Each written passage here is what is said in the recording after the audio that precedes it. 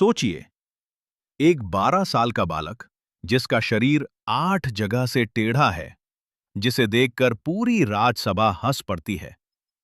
वही बालक कुछ ही पल बाद उसी सभा के सबसे बड़े-बड़े विद्वानों और खुद राजा को अपने ज्ञान से नतमस्तक कर देता है। नमस्कार दोस्तों, स्वागत है आपका ज्ञान की बातें में। आज हम बात करेंगे एक ऐसी कहानी की जो हमें सिखाती है कि शरीर की कमी कभी भी हमारी सोच की सीमा नहीं बन सकती और असली ज्ञान बाहर नहीं, भीतर होता है। ये कहानी है ऋषि अष्टावक्र और राजा जनक की। वीडियो को पूरा देखिएगा, क्योंकि आखिर में जो सीख मिलेगी वो आपकी सोच बदल सकती है। बहुत समय पहले मिथिला के पास एक ऋषि रहते थे। नाम था कहोड़। वे बहुत विद्वान थे, वेदों के ज्ञाता थे। उनकी पत्नी का नाम था सुजाता, जो खुद भी एक महान ऋषि उद्दालक की पुत्री थी। जब सुजाता गर्भवती थी, तो एक दिन कहोड़ ऋषि वेद पाठ कर रहे थे। गर्भ में पल रहे बालक ने, जो वेदों का ज्ञान पहले से ही सुन सुनकर समझने लगा था, अपने पिता को टोक दिया। पिताजी, आप जो पाठ कर रहे हैं, उसका उच्चारण सही नहीं है। एक अजन्मे बालक के मुंह से यह सुनकर कहोड़ ऋषि का अहंकार आहत हो गया। क्रोध में आकर उन्होंने श्राप दे दिया, तू गर्भ में ही मुझे टोकता है, तू 8 जगह से टेढ़ा होकर जन्म लेगा। और ऐसा ही हुआ। जब बालक का जन्म हुआ, उसका शरीर 8 जगह से मुड़ा हुआ था। इसीलिए उसका नाम रखा गया अष्टावक्र। अष्ट यानी 8 और वक्र यानी टेढ़ा। अष्टावक्र के जन्म के कुछ समय बाद ही उनके पिता कहोड़ ऋषि राजा जनक की सभा में शास्त्रार्थ करने चले गए।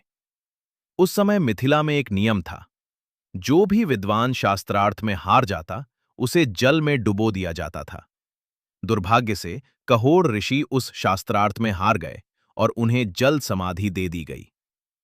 अष्टावक्र बड़े हुए अपने नाना उद्दालक के आश्रम में। उन्हें लंबे समय तक ये नहीं पता था कि उद्दालक उनके असली पिता नहीं, बल्कि नाना है। एक दिन जब उन्हें सच्चाई पता चली कि उनके असली पिता की मृत्यु शास्त्रार्थ में हारने से हुई, तो अष्टावक्र ने प्रण लिया, वे उस विद्वान को हराएंगे जिसने उनके पिता को हराया था, और मिथिला की सभा में जाकर उस अन्यायी नियम को खत्म करेंगे। जब वे 12 वर्ष के हुए, अष्टावक्र राजा जनक की राजसभा में पहुंचे। उनका शरीर देखकर सभा में मौजूद लोग हंसने लगे। स्वयं राजा जनक के दरबारी भी मुस्कुराए, लेकिन अष्टावक्र को इसकी कोई परवाह नहीं थी। जब सभा हंस रही थी, अष्टावक्र भी जोर से हंस पड़े। राजा जनक को आश्चर्य हुआ। उन्होंने पूछा, मुनिवर, सभा तो आपके शरीर को देखकर हंस रही है, पर आप क्यों हंस रहे हैं? अष्टावक्र ने उत्तर दिया, राजन, मैं इसलिए हंस रहा हूं क्योंकि मुझे लगा था कि मिथिला की सभा में विद्वान लोग बैठे हैं, जो सत्य और ज्ञान को पहचानते हैं। पर यहां तो लोग सिर्फ चमड़ी और हड्डी का ढांचा देख रहे हैं। ये तो एक बढ़ई की सभा जैसी लगी, जो केवल लकड़ी का आकार देखता है, उसके भीतर के गुण को नहीं। ये सुनकर पूरी सभा में सन्नाटा छा गया। राजा जनक समझ गए कि ये बालक साधारण नहीं है। उन्होंने तुरंत अष्टावक्र से क्षमा मांगी और उन्हें सभा में सम्मान के साथ बैठाया।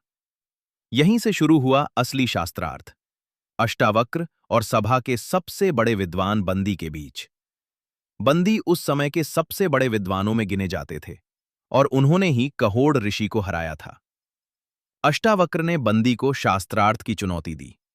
दोनों के बीच वेद, दर्शन और तर्क पर लंबी चर्चा हुई। हर प्रश्न का बंदी के पास कोई न कोई जवाब होता, लेकिन अष्टावक्र हर बार गहराई से उसका खंडन कर देते। अंततः बंदी हार गए। तब सच सामने आया। बंदी स्वयं वरुण देव के पुत्र थे, और उन्होंने ऐसा नियम इसलिए बनाया था ताकि विद्वानों को यज्ञ के लिए वरुण लोक भेजा जा सके। हारने के बाद उन्होंने सारे विद्वानों को, जिनमें अष्टावक्र के पिता कहोड़ भी शामिल थे, जीवित लौटा दिया।